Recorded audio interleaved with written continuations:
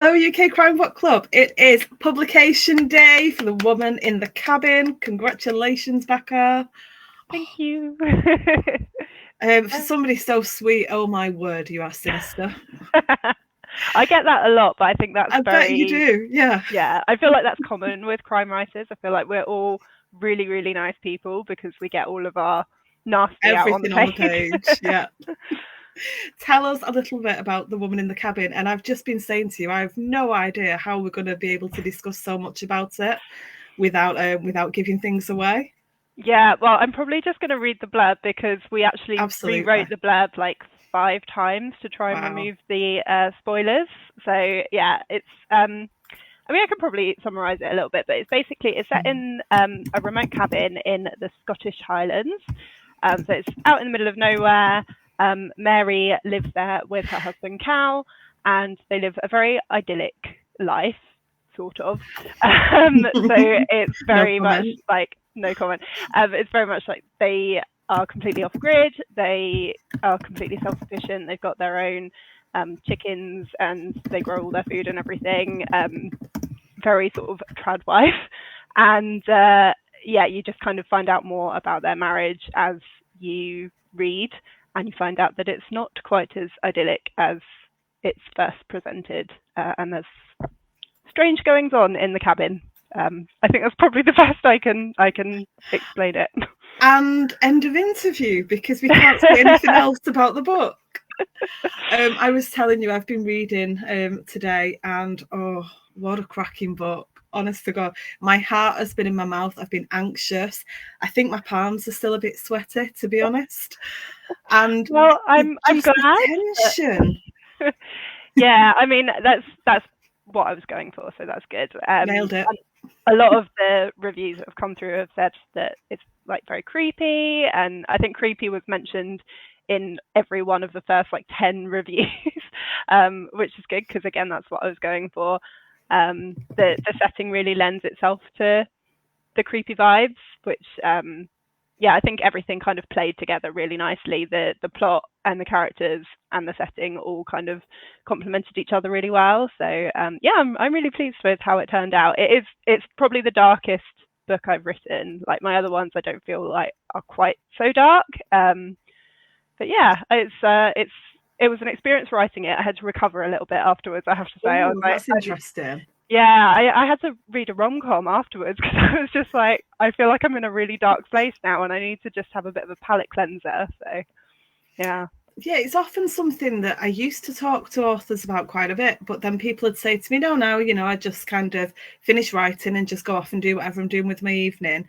But with a book like this, where you are so tense and it doesn't kind of let up, and when it does, it's only briefly and then it kind of slaps you again.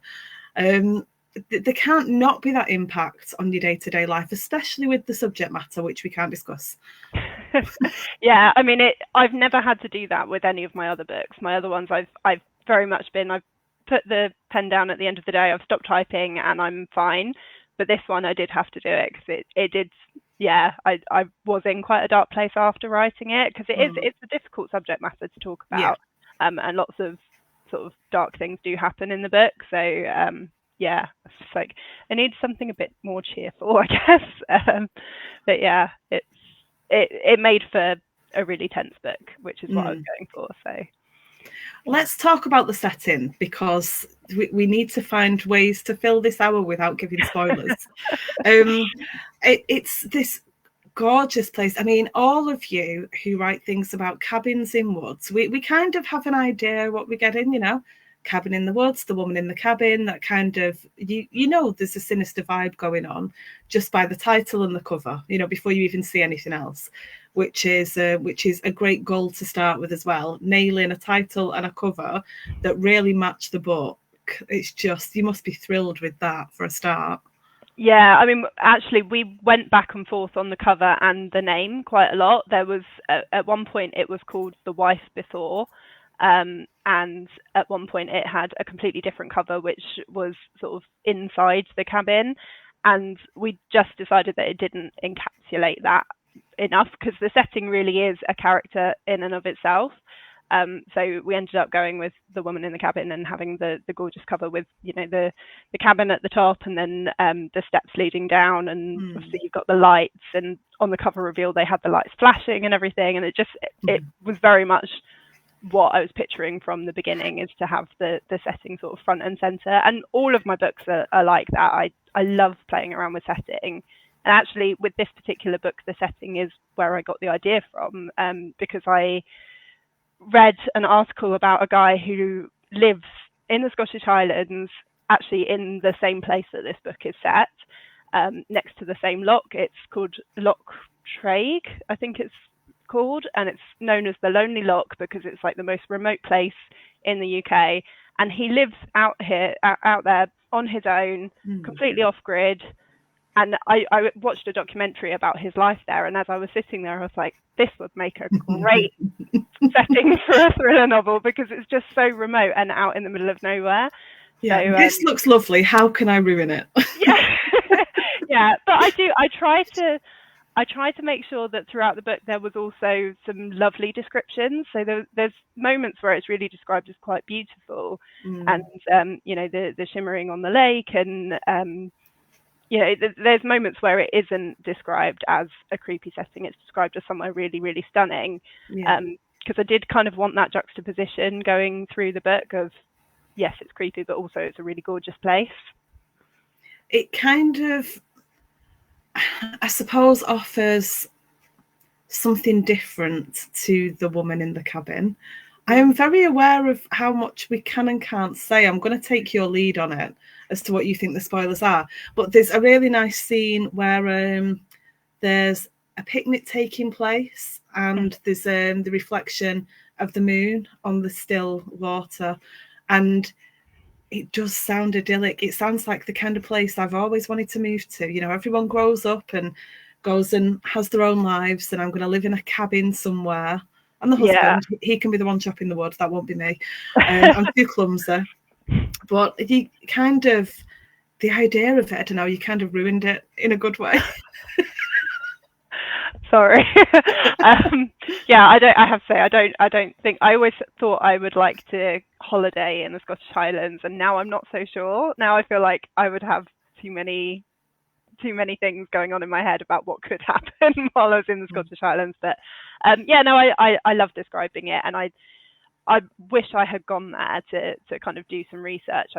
I have 2 kids, so I wasn't able to, but I did spend a lot of time researching it, looking at Google Maps, looking at various pictures, documentaries, and I think that was my favorite part of writing this book, was researching the setting and trying to do it justice, because it is gorgeous. And the picnic scene is one of those great scenes where it does seem really nice, and it seems like a nice place to live, and it's just like, obviously what's going on in the background, and so hopefully that juxtaposition works quite well for building the tension. It definitely does, and it surprises me that you haven't been there. Your research is thorough beyond belief, but it's not good. You've not overdone the details either. It's very simply done, but it paints a really vivid picture. Yeah, I mean, it's a weird thing because I do love making the setting kind of a character. I try not to go overboard with it, because I think you can get to a point where there's just so much description, it kind of ruins the pace. And one thing I'm always really wary of when I'm writing my books is keeping it pacey and trying to create that can't put it down feeling. And I think if you delve too much into description, then you can kind of lose that sense of, I can't put this book down, I need to know what happens next. So it's treading a thin balance, I guess. I remember saying to my husband, I'd started reading and I was almost 50 pages in, and I said to him, kind of, nothing's really happened yet. I'm reading about this woman, Mary's life, but I'm riveted. I don't want to stop. I need to know what is going to happen here, because even the opening, something's going to happen. It's a crime fiction. It's a psychological thriller. Things are going to happen, but it was just so inviting. I said to you, I've spent half the day kind of leaning against my laptop, reading, leaning in to the story. Yeah, I mean, I think right from the first chapter, there is very clearly something wrong. Like the ending of the first chapter, I purposely made it so that it was a very clear sign to the audience that, or to the reader rather, not audience, to the reader that there's something wrong here. So I think you've got that, which can kind of take you through. But also, I'm a big fan of prologues. And actually, this book didn't originally have a prologue. And then my publisher said to me, your readers expect a prologue. Can we have a prologue? So I was racking my brains for what to do for the prologue. And that's where I decided to add the letter from Gemma. So if you read the book, it's not a spoiler to say that, because if you read the book, it's the first thing you see is a letter from a woman called Gemma. So that's what I did at the beginning. And I think the fact that you've got that letter, you don't really understand the context. You don't really find out what the letter is until like halfway through the book. Sorry, my dog's attacking me for her dinner. You because you've kind of got that letter, you know that something's up, you know that something's wrong, but you're not quite sure what it is or how it relates to what's going on with Mary. So yeah, there's little things that I do to try and hint to the reader that there's more to come. I think it's quite clear early on, so it's not I'm going to question every question that I ask you before I ask you it. You made a kind of a mention of tradwives and the idea of, I don't know, in some ways it sounds like the perfect, it's kind of old-fashioned for a lot of people now, but you know, the husband goes out to work, the wife stays home, looks very presentable and makes a nice dinner, none of which I've managed in a long time. And it kind of, with the setting as well, you really have built up, we've said idyllic about 14 times probably, but it's the ideal kind of scenario for Cal, the husband. But we kind of learn right from the start with Gemma's letter, and then with Mary, just the way you end a couple of the chapters early on. I don't want to read the lines out, but well, I do want to read the lines out. You give us a hint of what's to come. But I said to you before we were online, I guessed one thing throughout all of the things that happen, just that one. I had every time I thought, oh, okay, this is where it's going. That's not where it went. So I didn't see, you must have spent so much time on just getting that so perfect. Yeah, I mean, this book was edited a lot. It actually looks very different now to what it did when I wrote the first draft. I think it's the book that I've edited the most, because I finished the first draft and I just wasn't really happy with it, and I ended up sending it to my publishers and saying, like, something's wrong here, but I can't quite figure out what it is. And we worked really closely together on this book, it was nice. It was a really sort of collaborative effort to figure out exactly what I was trying to do with this book. So it took a lot of editing to get it to where it is, and I'm really pleased with how it's turned out, because I think the sort of gradual reveal of information is really good, and I think that you can kind of sense where it's going to go, but maybe not how it's going to play out, which is kind of what I was going for with it. So yeah, I think that it's a good pacey one. I wouldn't say it's as twisty as some of my other books, but there are twists in there, and I kind of at one point try to lead readers down thinking one thing and then sort of change it up, and that was because I'd read a book that so I read a book where the protagonist, I won't say what the book is, but the protagonist essentially had been imagining everything, and it made me so angry because I was like, I've read this whole book and it's essentially like they've woken up from a dream. And it really, really frustrated me. So I was like, okay, I'm not going to do that. So I'm going to do something else. So it's just trying to, think of different ways that it can play out, and drop the hints in there as I go, and sort of try and make it subtle but still pacey. Yeah, it's a difficult act. After the book, in your kind of comments afterwards, acknowledgements and things, you said something that will send ice down the spine of anyone who is writing anything, that it doesn't get easier. By the fourth book, it's harder. Yeah. Really? There must be some things that you learn, but it must be more pressure in other ways. You definitely learn. I feel like each book I write is better. I sometimes will have a look at my debut and I'll read it, and it's not a bad book. I It was a really love it. fantastic book. I'm very proud of that book. But there are things that I would do if I was writing it again now. There are things that I would maybe do differently. So I do feel like you learn and improve with each book. But I've found every single book I've written to be harder than the last one. And I know that's not going to be what people who are looking to write books want to hear.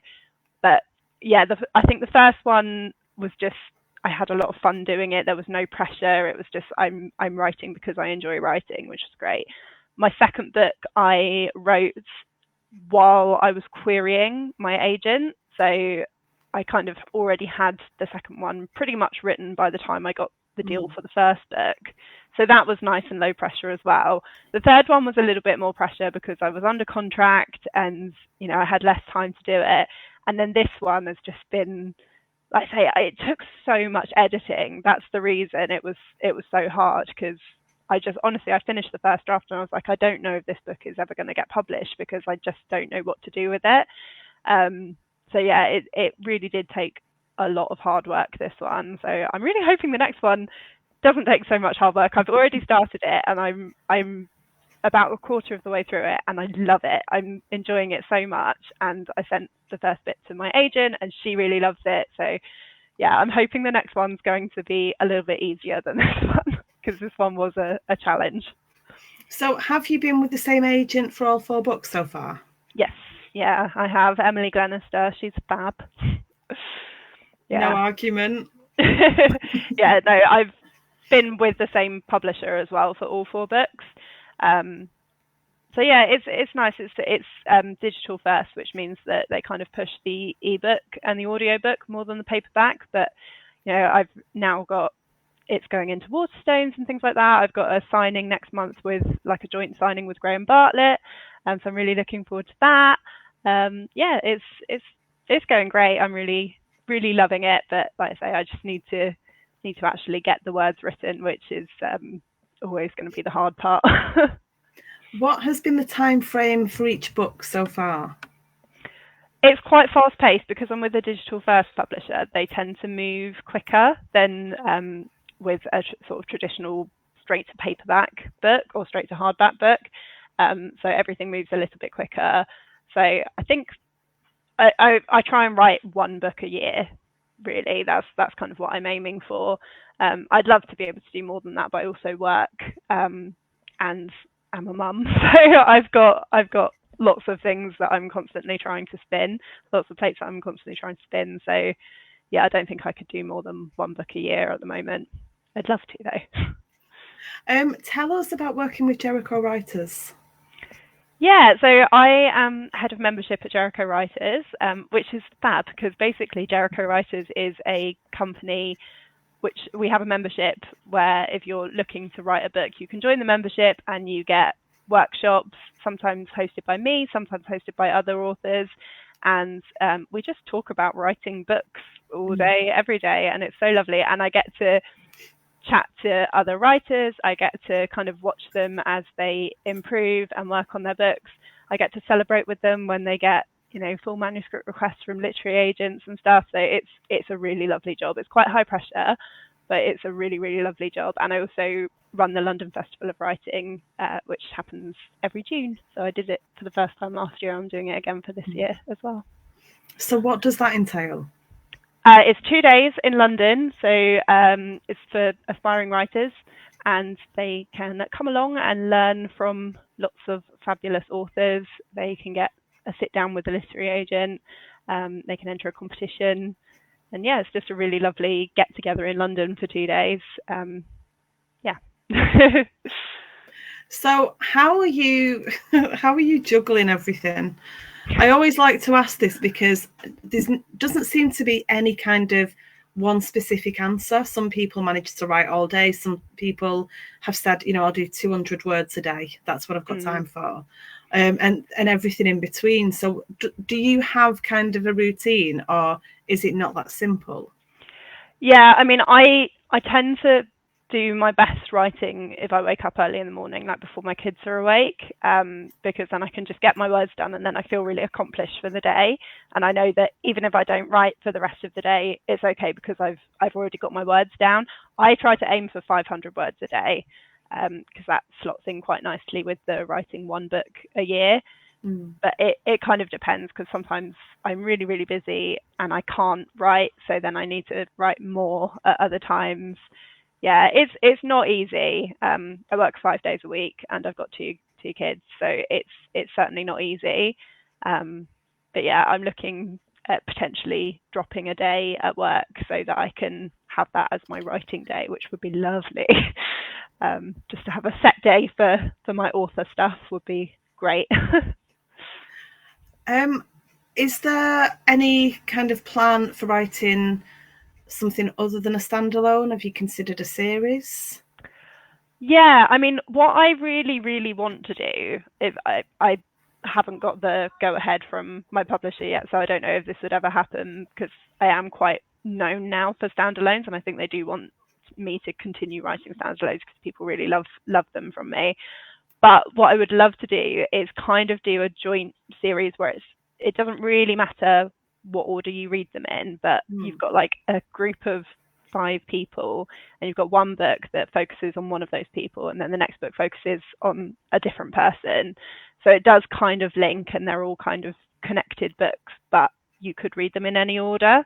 So that's kind of what I'm exploring that at the moment, seeing if that's a possibility. That sounds fascinating as a reader and complicated as an author. Yeah, it does sound very complicated as an author. I don't know. I'm thinking about it. The cogs are turning. We've got a few hellos, so hello everyone who's joined in and watched so far. You were saying you've got an event with Graham Bartlett coming up. What other events have you got lined up? Are you doing a publication day event other than this one? No, I'm not. It's weird. A lot of people have said to me, "What are you doing today?" I'm like, "Well, I'm talking in UK Crime Book Club, but apart from that, I'm not really doing anything because I was at work today." So yeah, it's kind of felt like a really weirdly normal day. I think with book launches, it kind of loses its sparkle a little bit after the debut. Like the debut, you're really, really excited, and I threw a massive party, and it was huge. And then with everyone, I've just kind of been, I think because I'm already in book 5, I'm already writing it. I'm like, my head is so far from The Woman in the Cabin now because I finished it so long ago. I think I don't know, it's a weird thing of being an author for as long as I have, and I'm sure other authors who have had even longer careers will have this too, where it just kind of feels a little bit, I don't know, like it's already done. And it's crazy because it's not, and obviously readers are experiencing it for the first time, and that's the really lovely part about publication days. You start getting the messages in from people saying that they enjoyed the book, and it's like, well, that's good. I'm glad that you enjoyed it because it took a lot of work. But yeah, it's been a really normal day, really. I've been to work and I've fed the kids dinner, and now I'm chatting to you. When you were creating Mary, how do you go about that? Did you know what the ending was going to be, which obviously we're not going to discuss? Did you know where you were going to go with it, or because it changed so much as you changed, how much did Mary change? Yeah, I knew what was going to happen for this one. My last book, I tried to just make it up as I went along, and it was horrendous, and I vowed I would never do that again. So this one I did plot, which did make it easier. But I think with characters, every book I've written, it doesn't matter how much I plot, the character changes as I'm writing them, because I kind of feel like that first draft is where you're getting to know them, and it sounds ridiculous because obviously you're writing them, they're not real people, but it's almost like they'll do things that surprise you as a writer, and you'll be like, oh, actually, yeah, that would be better, and that's more like this person, and you're getting to know them as you're writing them. So yeah, she did change quite a lot. In fact, she changed a lot because the first version of the book was quite different to how it ended up, and she was a very different person. She was a lot more passive originally, and one of the big changes I made was to make her more of an active character and kind of give her a reason for why she hasn't taken action before this point, because she's lived in the cabin for 10 years. So there was always that question of, well, why has she waited 10 years to do something? So I really wanted to give her a good reason for that. And I think you really did. Good. There is nothing, terrifyingly, there is nothing that is not believable about this story, which is quite disturbing. Yeah, I mean, that's the thing with a lot of the research I end up doing for these kind of books is, you know, it all happens in real life. It's horrible to think about, but, you know, I don't make up any stuff, really. It's all based off of things that have actually happened, which, yeah, it's not a nice thought, but it does mean that it's fairly easy to make it believable, because, like, well, you know, stuff like this does happen. So yeah, it's all part of the research process. I look at a lot of true crime cases. I look at a lot of you know, police interviews and documentaries and things like that, just to make sure that what's happening in my books is something that could actually happen. You were saying that with this one, with the woman in the cabin, kind of shaking the feeling off at the end of the day and at the end of the book, you know, was quite a difficult thing to do, not surprisingly, having read it and loved it, which I wonder what that says about me, that I absolutely devoured this book. But do you think that the realistic research with the true crime and things that you did, do you think that added to that sense of unease that you needed to shake off? Yeah, I do think so. I think especially with this one, because it does happen quite a lot.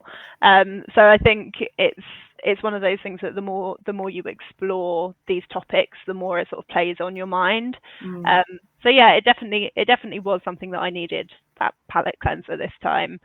But yeah, I do also, like, I enjoy true crime. I don't know what that says about me, but I enjoy, you know, listening to true crime podcasts and watching YouTube videos about true crime situations. You know, it's I don't know, it's a weird, morbid fascination we have with these horrible things that happen, I guess. But it's so popular. I mean, you look at some of these true crime YouTubers and they've just got hundreds of thousands of subscribers.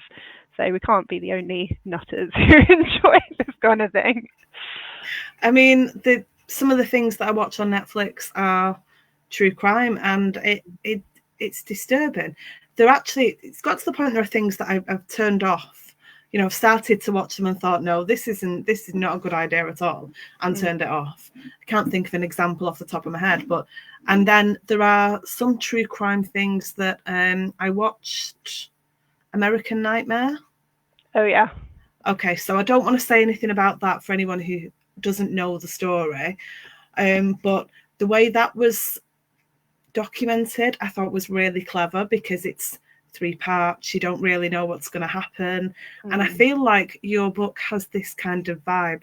There are different parts, there are different people, you know, different points of view that we look at the story from, and yeah, the thing that really made me laugh. Can you just read your dedication out for me, please? Yes.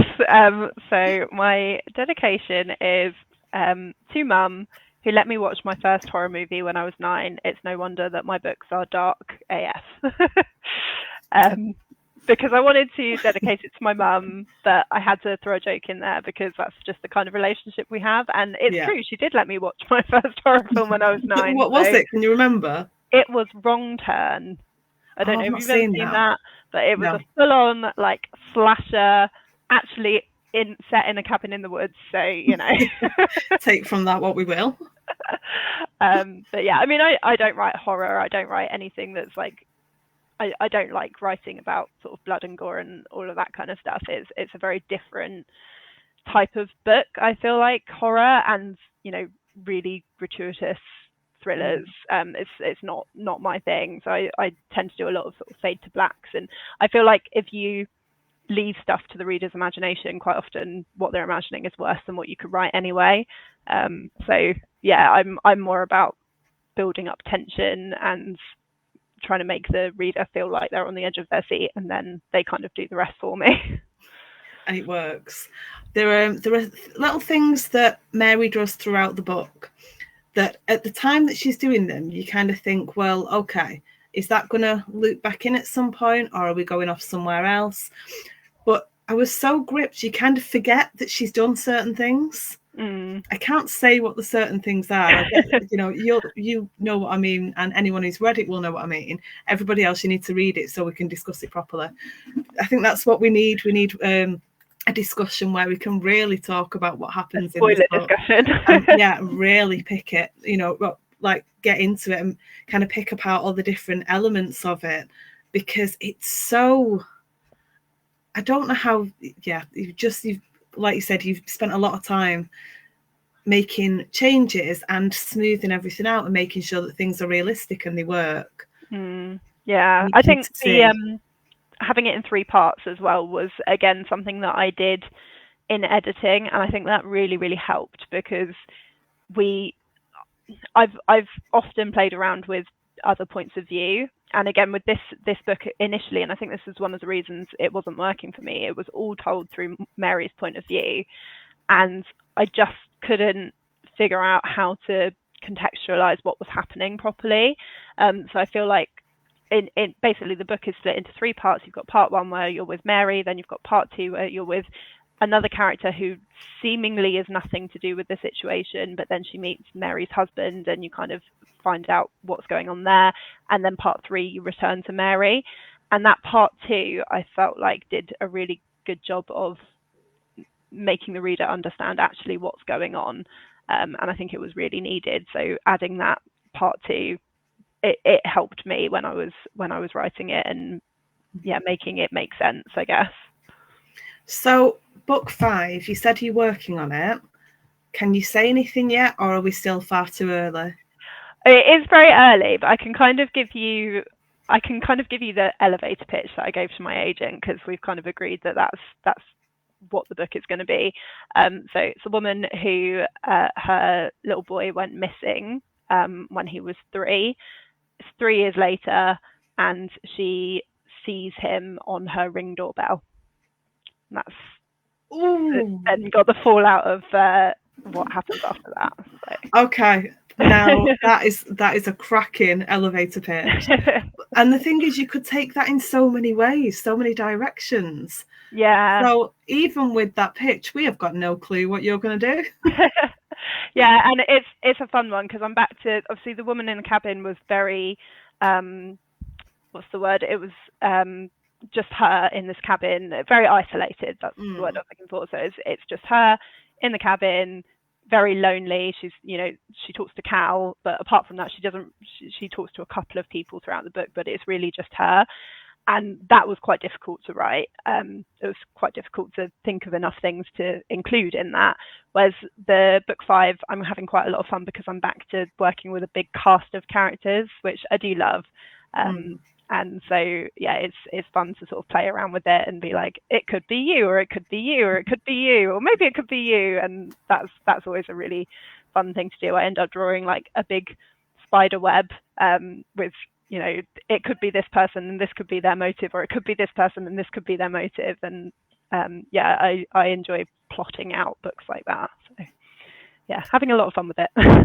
I hadn't really thought too much about how different it must be having a very small cast of characters to having a larger cast to play around with, because we'll see books where there's kind of there's an invitation and everybody turns up and they're all sat around a table, and then somebody dies and we go from there.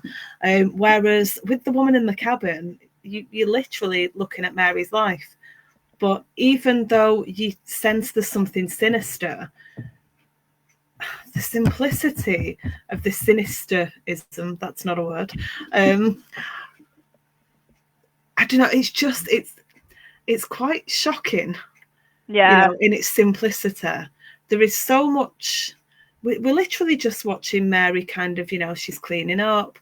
She, the bed's made, the breakfast has been done, Cal's gone off to work, she's scrubbing floors, she's preparing the evening meal, she's tending to the garden, which it's nice that you gave her a love of gardening because of this beautiful view that she's got.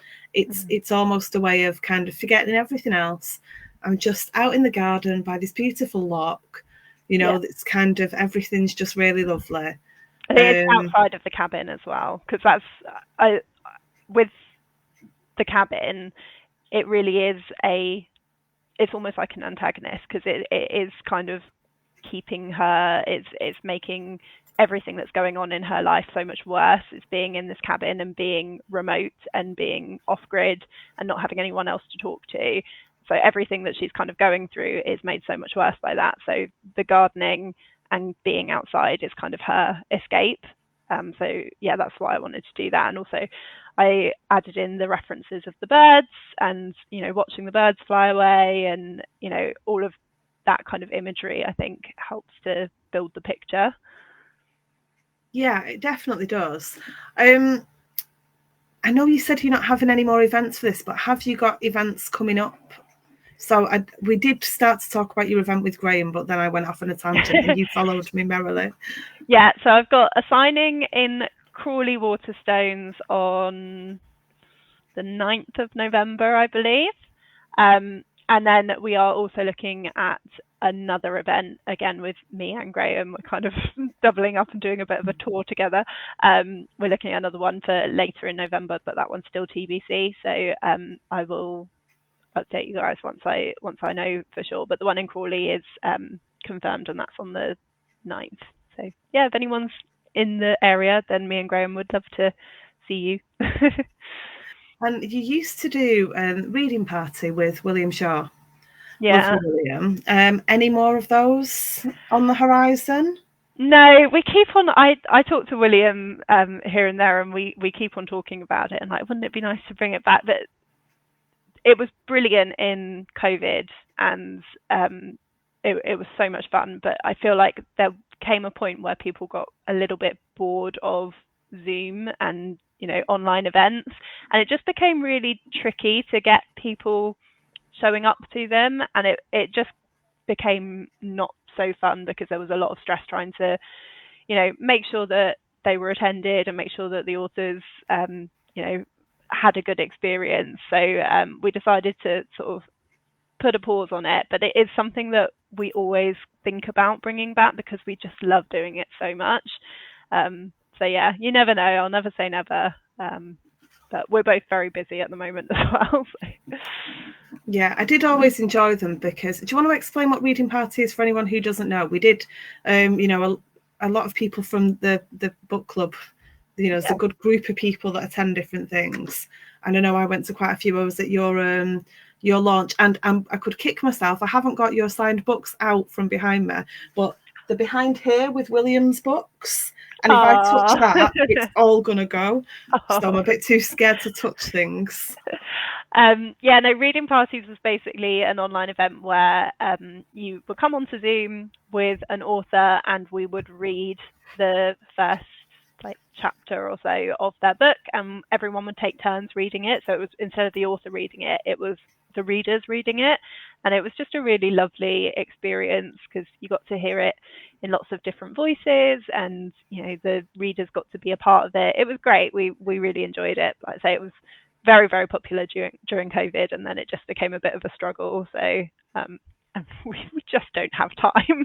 We're so big, and I have a real issue with saying yes to things as well. Like I'm constantly saying, yeah, I can do that, yeah, I can do that, and then it comes to it, I'm like, I'm so overwhelmed and stressed out. I've got too much to do, so I'm trying to get better at minimizing what I'm doing. I cannot even remotely imagine what that's like. I think, especially when you're starting out, though, it's quite. You don't want to say no to things because you want to take the opportunities. And I know there's a networking element, but also it's just a really fun way of kind of getting to know all the other authors as well, isn't it? Yeah. I mean, it was great for me because I started doing them before I was a published author. So it meant that when it came to my debut, I already knew lots of authors and I was already really friendly with lots of authors.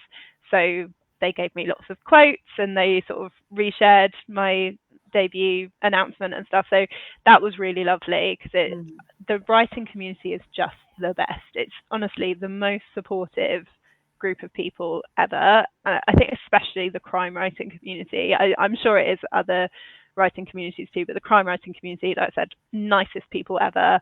And yeah, it's just really lovely. I love chatting to people. I love going to Harrogate and meeting up with everyone. So yeah, lovely. It is tricky getting that balance of saying yes and no, though, isn't it? So, are you getting good at saying no sometimes, or is it you still just trying to say yes and fit everything in, even though it's not possible most of the time? I'm getting better at it. I wouldn't say I'm good at it, but I'm getting better at it.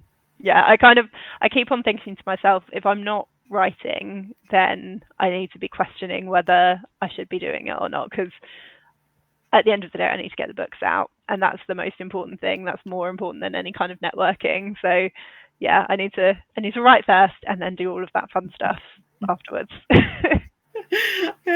Hi, Amy. We've got Amy Newport watching as well. So, when you're kind of planning on the events that you can do, are you having to stay quite close to home at the moment? But I suppose, where are you actually based? Yeah, Quite close to London. I'm closer to Brighton. Right. Okay. But So there's an awful lot going on there, isn't there? London, yeah. Davy Fennell started something new in Brighton, Beyond the Book. So there's lots of different things going on there. So it sounds like a really good place to be. You're close to all the connections to people's launch parties, Yeah, to little meetups in coffee shops and things. Brighton is amazing for crime writers. I don't know what it is about Brighton, but you've got so many crime writers there. So I'm not actually in Brighton, I'm like right next to it, but it does mean that when there's stuff going on in Brighton, I can really easily get there, which is great because there is so much there. I think the furthest I've ever gone is Harrogate, but that's in the diary every year anyway. And then yeah, I mean, I would love to start going to bloody Scotland and things like that. It's not something I can really do at the moment with the kids, that they're so young. Like she's 9 on Friday. I've got a 9-year-old and a 2-year-old, so they're still really young. So yeah, it's just a phase of life that I'm hoping 10 years time I'm still going to be writing, and then I'll have plenty of opportunity to go off to Scotland and wherever. And what panels have you been on so far this year? I was on a panel on capital crime. That was really fun. And then London Festival of Writing. I think that's it actually this year. It's been a quiet year. Things have just been crazy. So yeah, it has been quite a quiet year, but I've actually quite enjoyed that because it has meant I've been really focusing on writing, which I always did do, but I feel like I got a little bit distracted before by all of the events and networking and stuff, whereas now this year I have really cracked on, and I say I'm already a quarter of the way through book 5, which is a really nice position to be in. I meant to ask you earlier on when you said that you after writing The Woman in the Cabin, you read something completely different. What did you go off and read? I went off and read, oh God, I'm going to embarrass myself now by not being able to remember the title. It was by Laura Starkey, and it was a romantic comedy. It was Rachel Ryan's Resolutions. Okay. I don't really read romantic comedies very much, but I just wanted something that was really light, and so I picked up Laura Starkey. I work with her at Jericho Writers, but she's also with the same publisher as me, which is Embla. Yes, yeah. So I was like, I'm going to read Laura's, and yeah, it was great. I laughed and I felt much better. So it was a really good palate cleanser. So if you guys ever do need to take a break from crime, then I would recommend Laura's books. How about this is the $1 million question, I suppose. What authors do you really like? What crime fiction authors? It's a really tricky thing when you're an author yourself. You've got lots of friends that are authors. You're attending events with other authors. It's a never-ending, to be read pile, TBR pile. So, who are your go-tos? Who do you really like to read? Yeah, it is tricky because you're always like, I don't want to offend someone by not mentioning them. And I am really good friends with lots of authors. I do love Graham Bartlett's books. I hadn't read his books before I started working with him. So he was at London Festival of Writing. He started doing mentoring for Jericho writers. And obviously we're doing the launches together next month. So I picked up his books to read for that reason. And I really enjoyed them, which they are a little bit different to what I would normally read. I normally read psychological thrillers, whereas his are very crimey. Yeah, his are more police procedurals. Yeah, and it was a very different experience, but I loved them. I really, really enjoyed them. I love Will Dean. Will Dean has always been one of my favourite authors. Who else do I really love? I love Lauren North. She's psychological thrillers. I bought The Ugly Truth a while ago, and I picked it up again today because I thought I'm actually going to have some time to pick up a book from my bulging pile of books. So I bought this one when it came out. I think it was in Tesco. Yeah. And this was a while ago. I've not had a chance to read it yet. So it's one of the next on my list. I mean, she is an absolute superwoman because she releases like 3 or 4 books a year, and I don't understand how she does it. Every time she announces a new one, I'm like, Lauren, how do you do this? Absolute superstar, but she's really great. C.L. Taylor, another one that I absolutely love. So I try and vary between psychological thrillers and sort of straight crime fiction, and then just random other genres. I do have quite eclectic reading tastes, I'd say. But I like that because I feel like if you just end up, I wouldn't want to just read psychological thrillers because then I feel like I would just start absorbing it too much and run the risk of copying. So I try and make sure that I'm varying what I'm reading so that I don't end up accidentally sort of passing myself off as someone else. But yeah, no, I love reading. I just wish I had more time to do it. Is that quite difficult when you are reading? Do you have to avoid crime fiction or just psychological thrillers? I don't really. I feel like crime fiction is different enough that I don't have that issue. Psychological thrillers, I do have to be a little bit careful when I'm drafting. Once I finish drafting, I go back to reading them. But when I'm drafting, I don't know. It's just one of those things where you're reading twists and then it suddenly seems like, oh, that twist would be a really good idea to do in this book. And I don't like doing that. I like coming up with my own ideas for twists. And I think that reading psychological thrillers while you're writing them can then sometimes make it tricky to do that. So I do tend to stay away while I'm drafting. And then once I finish that draft, that's when I'll go back to reading my psychological thrillers. I can understand that because it must be quite a difficult thing. You're, planning a certain twist, but reading something that's maybe got a similar element, even though it's probably nothing like what you're writing. It's just your brain kind of hooking up how those bits would go together. Yeah. But I can see what you mean about wanting to plan out something that's just yours. Yeah, I mean, I don't actually think that there is any such thing as a completely unique story. I think every story has been told before, but it's the way that you tell it that's unique. And so that's why I want to make sure I'm never losing that uniqueness of how I tell stories. But every idea has already been written. So for anyone who hasn't read them, because we're coming up to kind of just under 10 minutes now left, for anybody who hasn't read them, tell us about the first 4 books. So the first 3 before The Woman in the Cabin being number 4. Yeah. So my debut was The Girl Beyond the Gate. I'll quickly grab them. They're on my bookshelf. I wish I'd have been sensible enough to pull the books out before you actually got here, but I daren't touch things. As Donna will tell you, I knock everything over, so I'm touching nothing. I've got them here. So there's The Girl Beyond the Gate was my debut. So that is about a woman who moves into a gated community. It used to be a psychiatric hospital, and it's been revamped into a fancy, posh, gated community. She moves in there and she starts to suspect that her neighbour is up to no good. So that's the kind of mystery there, is what is her neighbour up to.